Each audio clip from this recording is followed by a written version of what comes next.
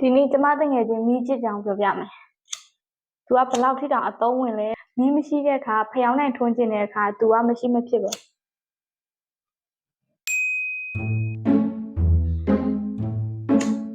ဒါမဲ့လေသူ့ရဲ့အဓိကတာဝန်ကမီးချစ်တာမဟုတ်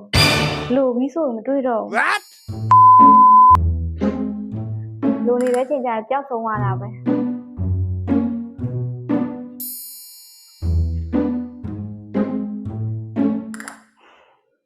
အဲ့လိုမတွေ့တော့တခါတလေကြတော့သူ့ကိုအိမ်သားထဲမှာတွေ့ရတတ်တယ်။အိမ်သားထဲမှာမင်းပါတယ်လောက်တာလေ။ဘာလုပ်နေတာလဲလို့ပြီးတော့ငါကငါလောင်စာဖြစ်ရင်နဲ့အတွေးခေါ်ရှာနေတာတဲ့။ဒီရောကဲအခုခမများတို့မိကြည့်ရောအခုပဲရောက်နေလေ။မိကြည့်မပြောင်းအောင်ဘယ်လိုလုပ်ကြမလဲ။ခေါင်းမပြသွားပြကြအောင်နော်။ Okay.